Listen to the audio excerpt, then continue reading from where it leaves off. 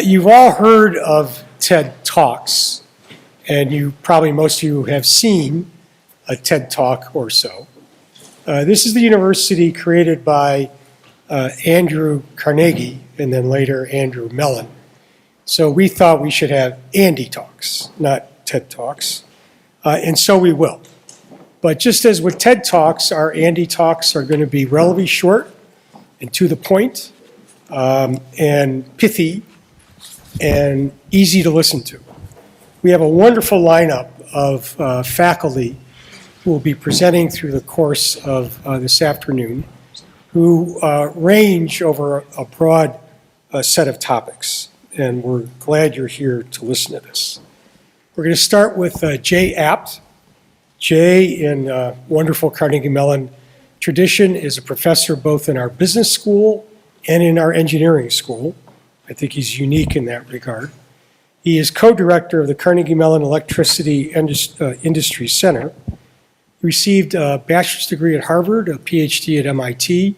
He's a former astronaut, and we're very delighted to have him here as our colleague, speaking today on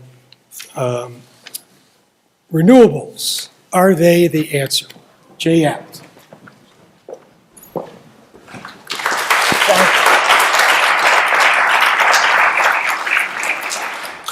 Jerry, thank you very much. And while we're getting the presentation up, thank you all for coming inside on what's a gorgeous day out there.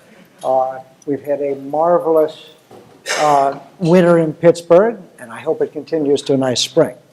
So I'm going to talk to you a little bit about why I'm interested in this, how I got into it, and a few of our results. Some technical, but I'll make it so that everybody here can follow. Right, so my passion is the Earth. I've flown over Greenland, and we talked a little bit about the glaciers there, and I've flown over the glaciers in the south, both in a light airplane that I piloted. I've, as Jerry said, flown over the Earth and seen both good and very ugly things from the Earth, including in the lower corner there, the oil wells that were set on fire by Saddam Hussein's retreating troops that polluted not only the air, but the crops in that region until people from Texas put these out. I've had an interesting career. My journey has taken me in many different directions.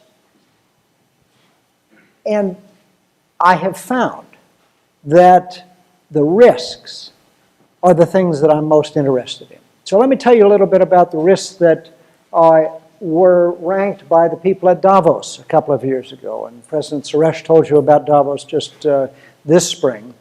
And 2 years ago, the 700 members of the WEF ranked the risks. And I'm going to show you a chart that has the risks ranked on two axes, their likelihood and their effects. In the upper corner is climate change, way to the highest effect and the highest likelihood.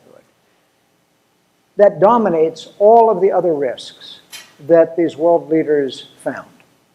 So I'm here to tell you that doing the kind of work that we do here in Carnegie Mellon in the energy sector is incredibly important to mitigating those risks. And I'll tell you how I got there. When I left NASA in 1997, I joined the Carnegie Museum of Natural History. Many of you have been there. How many people have been to Carnegie Museum of Natural History? It's not all about dinosaurs anymore, is it? Right. We made it with the help of Carnegie Mellon, and Jerry helped a great deal, into a museum of the Earth. And so when we were doing that, we brought the Carnegie lectures on global climate change to the public, and those were joint between CMU and the Carnegie Museum of Natural History. And I ended up moving to Carnegie Mellon University 13 years ago. When I did, I started studying the electricity industry. We started with restructuring, or as it's sometimes called, deregulation of the electric power industry. But I soon moved into the question of how do you make low pollution electric power. There's a couple of types of pollution that I worry about. One is the type that kills 10 to 30,000 people a year and that you can see I showed you that picture of the oil well fires in Kuwait as one example. But the other more insidious one, because it's easy to ignore, is the stuff that you can't see, right? And so let me tell you about why we would need to take the carbon dioxide out of the electric power industry, and then I'll tell you a little bit about the kind of our research that we've done that's made some breakthroughs in that right here at CMU. This is a graph that shows the percentage of all U.S. carbon dioxide emissions that the electric power industry is responsible for. And for the last 35 years, we've been responsible for more than a third of that. The electric power industry is getting somewhat cleaner. The next chart I'm going to show you is the amount of CO2 that's put out per unit of power, per megawatt hour for specialists, over the time since 1950. I was born in 1949, so it's convenient that we started taking data a year later. This is that graph. We're getting better, but not nearly fast enough.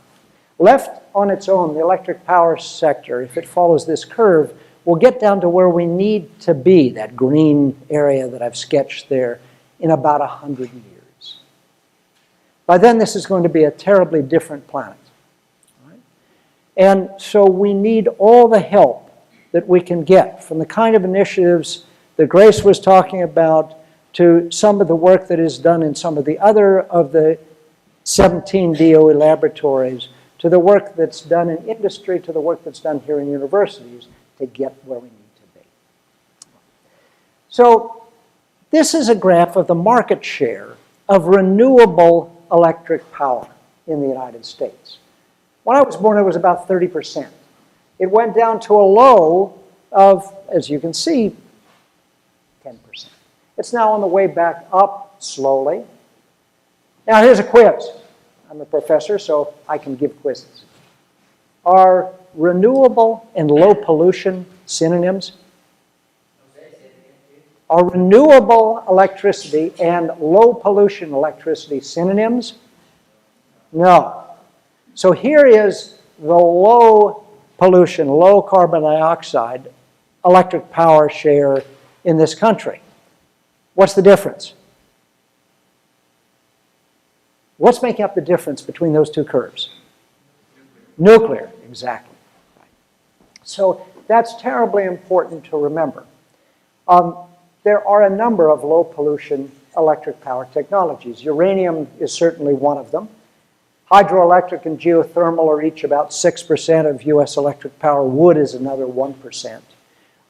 Natural gas with carbon capture and sequestration is one. Coal with carbon dioxide capture and sequestration is another. And of course, demand reduction, megawatts, is another. But as you heard, our population is growing. And so we have to do more than energy efficiency, more than conservation. We have to actually take the pollution out of how we're generating power. Another quiz. What's the biggest factor now affecting clean energy in the U.S.? I would say policy. Policy. Let's be more specific from my... Anybody else here? Politics. Anybody else here? Nobody mentioned shale gas? Well, that's not, it's cleaner, but it's not clean. The biggest effect on clean energy in the United States is the closing of nuclear plants, due in part to the low energy prices and the periodic high capital demands of nuclear plants, right? We're building some new nuclear plants. This is a chart from last July of all the new nuclear plants, 60 or so, that are under construction anywhere in the world. But that's not going to make up for retirements. This is a graph of age of all of the existing nuclear plants as of last July. And there's a tremendous number that are old enough that they're going to be closed fairly shortly. And those 60 under construction simply are not enough to make up that change. So, another quiz. What percentage of U.S. electricity is made up of renewables? 10%. fair number. It's actually about 13, but not bad, right? Not bad. You get credit for that. So where's that coming from? Here's the pie chart of where we're generating all of our electricity. As Grace said, about 2/3 from fossil fuel, right? About 20% from nuclear. That's down a bit. It used to be 20 or 21%. And about 13% from various renewables, depending on how you can count wood as a renewable. This is just the sectors that are renewable. Again, it depends. Some people count wind, some people count wind and hydro. Everybody counts wind and solar and geothermal. But sometimes wood and sometimes hydro are not counted as renewable. So that's increasing, right? Part of what's increasing, as Volker was talking about before, is policy. These are the targets for renewable energy in the U.S. states, about 30 of them, that have renewable targets. On the horizontal axis is the date at which the target on the vertical axis has to be met. Some of them, like Hawaii, have very ambitious targets, 40% for Hawaii, 1/3 for California. Some are more modest, like our own state, Pennsylvania, with 8%. Right? And so that's driving a lot of the change to low pollution electric power through renewables. The difficulty is that that policy does drive installation. This is wind, and where we have a black triangle, there's a production tax credit in addition to these renewable energy, and sometimes the production tax credit is not there, and the wind doesn't get built. Right? And the production tax credit has just been extended for a little while, but so policy is very important. And we're doing pretty well, right? We've got renewable portfolio standards in 30 states. They are bringing in new energy, but are they going to be something we can achieve? Well, this is 18 states where we have detailed statistics. Each of these are the amount of renewables, wind, because solar is very small still, in those 18 states. And so if I put just an Excel graph through that, I get a nice curve, and here's our target by about 25 or so when we have together. So we can say, well, it's quite feasible. We can do that. But look, there's a long way to go. And renewable portfolio standards are under attack in a number of states. Our neighboring state of Ohio, for example, has paused these. So it's not obvious that we're going to meet our renewable portfolio standard targets. But I want to tell you a little bit about our research and how we at Carnegie Mellon have helped make it quite feasible that if, from a policy standpoint, we can make these targets, that renewables can be integrated. You often hear that renewables are variable, or sometimes they're called intermittent. This is wind every hour in the state with the largest wind in the U.S., Texas, over the last year. The blue line at the top is the amount of wind that's installed. The green line is the hourly production of it. It's up and down, nice and steady. You wouldn't want to power this projector with that, right? One of the things that we've found out is that this variability has certain interesting mathematical characteristics that make it economically very interesting. If I look at wind there on the left for a year and solar on the right for a day, they both have strong variations. It's not white noise. White noise, anybody over in the School of Fine Arts Music Department will tell you, has the same amplitude at lots of different frequencies. The low and the high frequencies are the same. If that were the case, it would be unaffordable to integrate these variable renewable sources. But it's not white noise. The fluctuations at time scales of a day or so are 30 times stronger than the fluctuations at very fast time scales, an hour, and faster than that. That means that we don't need terribly expensive buffers for that variability. That was the first important result that we published 8 years ago now. That was economically very encouraging to people who are interested in renewables, right? So let me tell you, I'm going to talk technical because this is Carnegie Mellon for just a minute. What's the character of that fluctuation time series from a mathematical standpoint? Well, we ask, what's the frequency? What are the low notes and the high notes, right? Just like the equalizer on your eye thingy looks like. So I'm going to show you a graph of what wind looks like. On the left are going to be the low notes, on the right are going to be the high notes. And this is amplitude. This is the strength, the volume of them. And what we found is that the fluctuations at days time scales are thousands of times stronger than the fluctuations at the second time scale. Again, very, very important. And there is a number of things that have come out of that that allow us to make some very interesting predictions. I'm going to tell you one of those. There's one really interesting thing that we can learn from that. This is a map where every dot is the 20 largest wind plants in the state of Texas. Right? This is that same low notes and high notes from that. This is a single wind plant. When I add 4 and then 20 wind plants together, what I see is very interesting.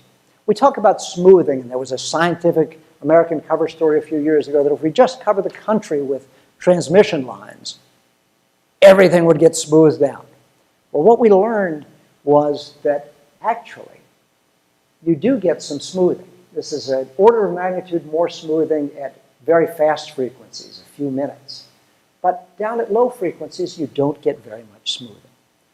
It's the low frequencies where all of the amplitude, all of the volume, all of the power is that you have to compensate for. Well, that's interesting because even a slow ramping plant, a natural gas plant, a coal plant, can compensate for those fluctuations. Very encouraging if you want to integrate a large number of renewables. Well, what about this covering the country with copper? Well, when we add these things together, the time scale is very important. As I said, not much here, an order of magnitude or so at 15 minutes, right? If I take a cut through that, one of the things that's really interesting is that we found the point of diminishing returns of adding these wind plants together is reached very quickly. Half a dozen wind farms connected together, and you're done. You've got basically all of the smoothing that you're going to get. So that means you don't need vast quantities of transmission lines that are very difficult to site. Let me switch gears and talk still about wind, but offshore wind. One of the other things that we did was we said, well, you know, there have been wind turbines that have been buckled by high winds. Here's the wind turbine on its pole, and it's got a nacelle on the top, and the wind pushes the nacelle, and it buckles the whole thing. In Okinawa, there was a recent typhoon that buckled a half a dozen wind turbines. Well, what happens in the U.S. is that we get these hurricanes. And so we were able to quantify the safer and not so safe places to build offshore wind. And so all up the East Coast, it turns out it's pretty safe to build them. This is the probability that they'll be destroyed in any given year. You don't want to do too much of it in the Gulf Coast or off Florida, as it turns out. And that's been very instrumental in getting laws crafted to make it easier to put wind offshore in the East Coast of the U.S., where it doesn't annoy so very many people. So my view about wind in the U.S., it can certainly grow from its current 4.7% to 30 or 40%, right? Transmission lines don't really help the variability. You don't need them very much. I think wind's growth may more than make up for the pretty likely market share decrease of our nuclear fleet. But we have to bring social science into this because it's not electrical engineering that's going to be limiting wind. It's more the public perception of whether you want wind near you.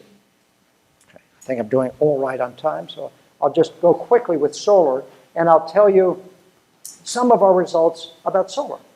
People ask the question, could solar supply steadier power than wind? Except at night, of course. And the answer is, when we looked at 50 large wind plants in the Indian state of Gujarat, where it's easier to get data than in the US,